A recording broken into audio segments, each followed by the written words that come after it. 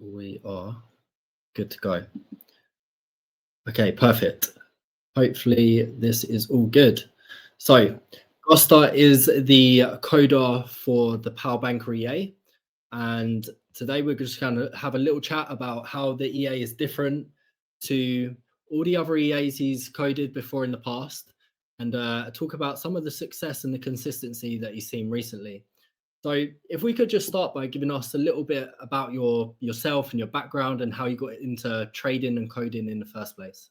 Yeah, I worked as a programmer for a very long time, and in 2008 I discovered Forex a bit randomly through a seminar or something, and it caught my attention, and I downloaded MT4 and started playing with that, and then I quite immediately noticed that there was a programming language that came with the platform, and since I was a programmer already, I picked it up mainly for fun and for my own trading attempts. And after a while, I started doing the odd jobs for other people as well. And then in 2013, I decided to go full time with the Forex programming. And I added MT5 to the skill set as well. So I've been doing MT4 and MT5 programming full time since 2013, up until this new year when I decided to stop doing that service and just do full-time trading instead. Love that. Love that. So before you started coding the POW Banker EA, you was a member of POW in the first place. And from what I understand is the original coder that first started couldn't continue and you offered your services, right? Yeah, I heard Darren mention on a webinar that they needed to look for a coder because he wasn't available anymore or something. So then I reached out to Darren and suggested that I become the coder because I had at the time got an interest in POW, and I thought it looked very promising, and it's much more fun and interesting to program an EA that you're invested in rather than something you're just doing for the money. So now I could combine doing the coding and earn money on that, but at the same time doing it for my trading. And of course, I think it's a win-win as well, because since I was invested in the EA, I've spent an enormous amount of time on trying out different things, different ideas. Sometimes they're crap and then they go in the bin. Sometimes they're good, and then I talk to Darren, and more often than not, almost it's been incorporated into the EA later. Can you give us some examples? To be able to have news in the backtester, to use ATR. With news, trading, not trading, being able to backtest high impact news. From what I understand, like that's quite hard, right?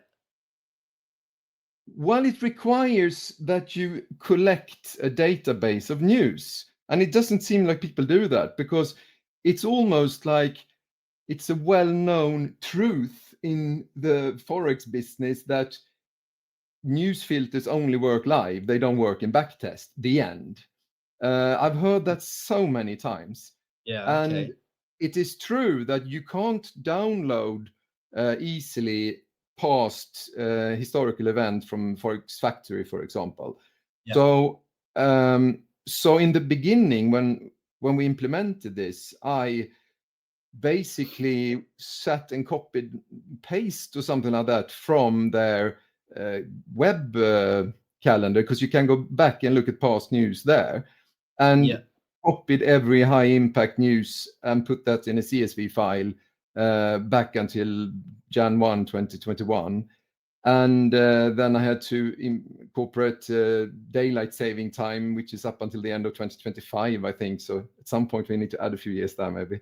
And I think that has been an enormous success, because up until then, I felt like people were backtesting, of course, without the news filter, and then they were often shutting off the EA around news. Some were, some weren't.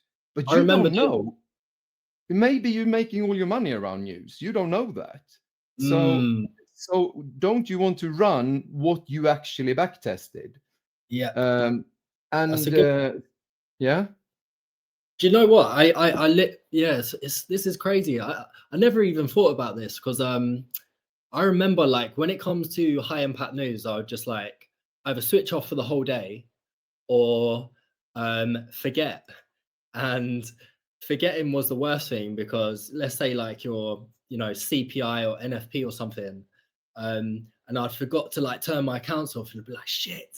And like you have a look at your accounts and you're in massive drawdown or hit an EP and you're thinking like what, it was just so hard to like keep on top of it. And I think what you've done or what we can do now is like we can not only can we backtest it and, you know, be more confident in the settings that we're using around news, but we can also use the high impact news filter to set times to either stop trading, you know, whether it be an hour before or 2 hours before or 4 hours before, and then start trading, you know, a couple of hours later or 4 hours later when the markets have calmed down. And I just think that has been the biggest game changer personally for me, but for everyone else as well. It's been it's been life changing, to be honest. If I recall, when I started, so I did not code version 6. I did version 7 and 8, and I think there was a news filter already. But as with every other EA that has a news filter, it only worked in real time. So you can use it for your trading, but you do it a bit blindly because you haven't used it in your backtester, and you don't really know how much of your profit you made around news and how much you made when there was not news, etc. So it's a bit of just in the dark, I think. And I still don't know of any other EA where you can backtest with a news filter, which I've never come across one to be. That's and crazy. Yeah.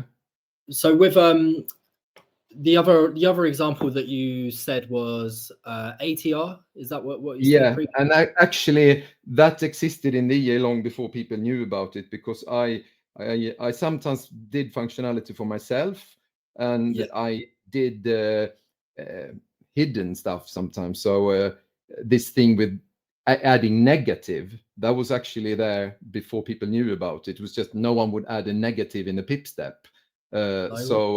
So I did that because I wanted to use ATR. I checked with Darren, told him about those things. But and for me, it's it's about laziness. I don't use pip for anything in Banker. I only use ATR. And because I do that, I can have one optimization file, and if that and then is applied to Euro USD or US30 or whatever, it doesn't matter, because it's the same optimization file. While if you're working with pips for anything in the EA, then you got to adapt it to what instrument are you testing it on. Maybe you can do it the same file on a few different currency pairs, but then you go to indices and it's going to be completely different. Yeah, okay. That for me, it's a big win with the ATR. That's a very good point. Amazing. Yeah, I never even thought about that, to be honest. I haven't even tried testing indices and other things. I've just stuck to Forex pairs, but yeah. US 30 and Australian 200 are brilliant. Yeah, I never use Pipstep anymore. It's always ATR, but we can use ATR for the stop loss as well, right? And yes, and take profit and lock profit and trailing stop. Yeah, nice. So before we go deeper into, you know, your consistency with the POW Banker EA and what you've done for other members, can we just tap into, like, you know, 3 things that you might have struggled with before you actually come along, you know, and joined POW, and 3 things that you struggled with in trading itself? Yeah, well, one thing, consistency is what it's all about. And I have in the past, when I've been trading, I've sometimes had like a profitable period and then it goes to shit. And I think that through POW, I have learned an enormous amount about optimization and backtesting, and the pitfalls that you can so easily go into when you over optimize, that you find in those amazing settings in an EA, and then you put them live confident you're going to make money and it goes to shit. So but with POW, there is a process that really shows you how to do what you can to avoid. I think still results are a little bit curve fitted, but far less than they would have been otherwise. Yeah. And also that you need to re-optimize. That you, just because you have a good set doesn't mean it's going to be good forever.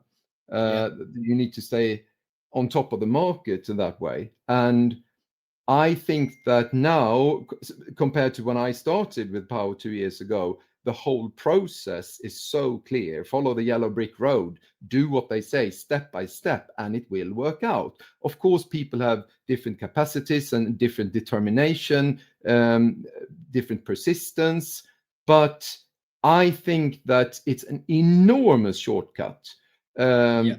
So actually I've got my daughter and her mother to start trading now, because I believe that all those years I have spent on getting where I am now, you don't have to spend that many years if you are a bit determined. Yeah, now we've got the process of using Portfolio Builder and the introduction of POW Score, where, you know, just through a touch of a button, you can very quickly identify, you know, robust set files that hopefully are going to be profitable in the live market. But they're set files that are following our process of, like, you know, back testing, forward testing, and making sure all the criteria that we're actually looking for is in proportion. And I think beforehand, that was the biggest thing that for me that was missing, was like that process would take so long. It would take, you know, hours and hours and hours, if not days, going through those set files. And like you just said, you'd come across the most amazing set in the world, and then you'd put it on your account and it would just go to shit. And now that we have actually a process to follow, it's like, it's so easy just to get results, in my opinion. Once you learn, you know, and understand Banker EA, I think it's very, very easy from that point on. Yeah, no, I agree. And I think that, I mean, the EA has become better and better, but the process very much so, I think, has improved. And I think that's a big win for POW. And that's definitely something that can help people be successful with POW and with Banker. 100%. It's all about the process, really. Like, it's like with anything, you know, if we're I don't know, let's say we're trying to lose weight, for example, like, you have to have a process to try and lose weight. You can't, it's not just going to happen on its own, right? Or anything that you want to be successful in, business, blah, blah, blah.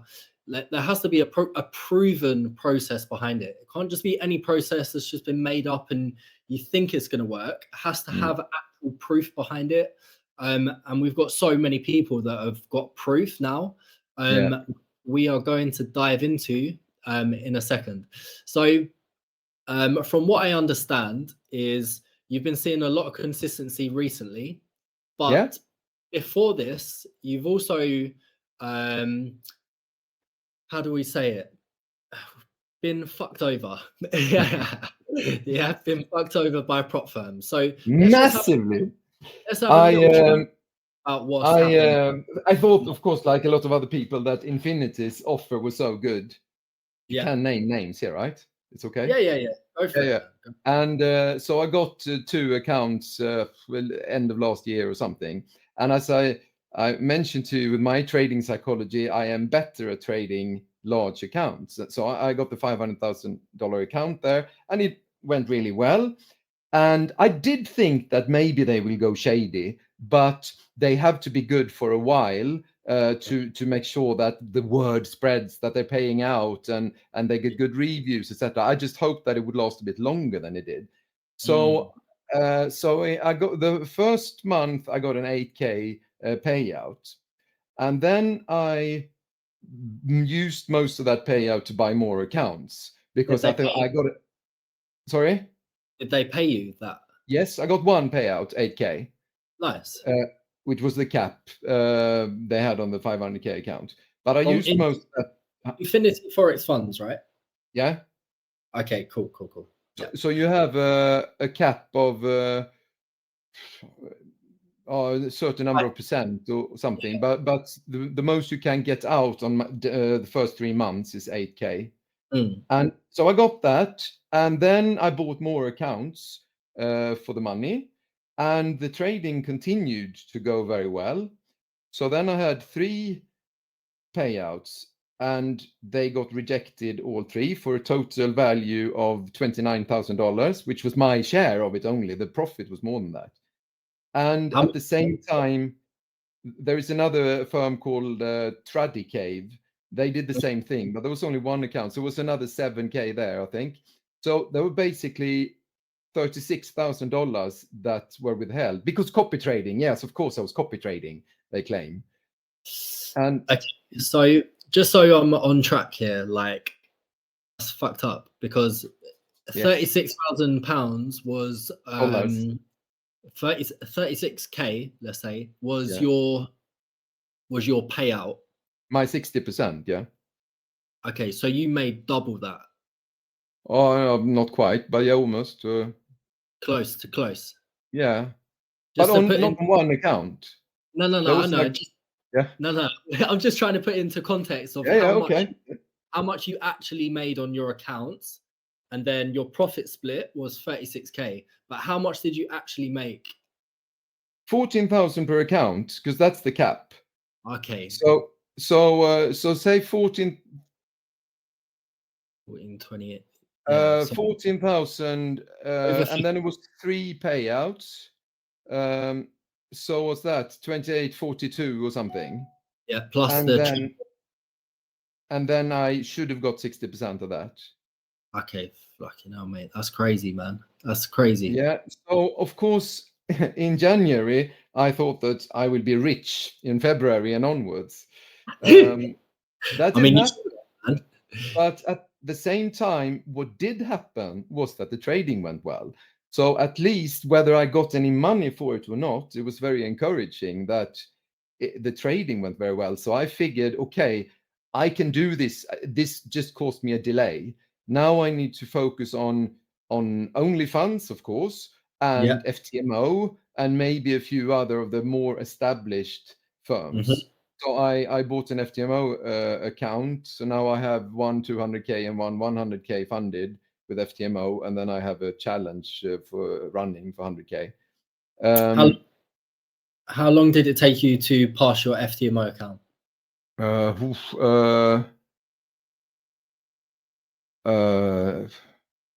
I don't know, a month for both phases, maybe, or something.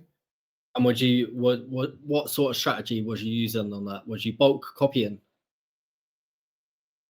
I don't remember that now. I mean, on FTMO, that was that was back in January or something. So I'm running so many master accounts and copying, from here to there, from there to here, everywhere. So in various different ways. So what sort of payouts have you got since those rejected payouts? Well, much less impressive than that.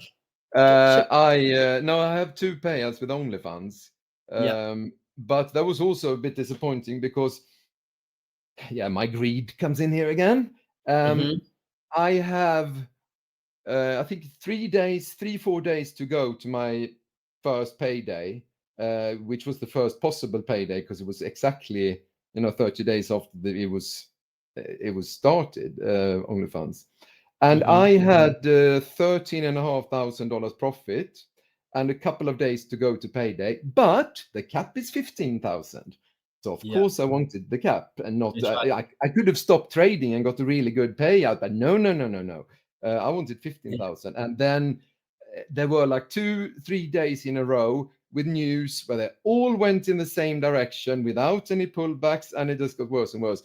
So that account got into minus, and then I had a second account as well where I think went into that lost a fair amount of money as well. And in the end, I got I had a $1,200 profit in my first account, and in the second account I had $5,600 profit or something like that. Nice. So I got some from OnlyFans, but not as much as I hoped for. let's focus on this for a second. Like, what did you learn from that?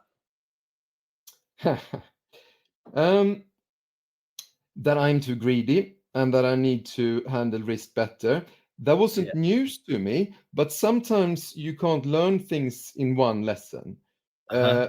You need to have it hammered into your head time Yeah. and time again. And that is me with the risk appetite.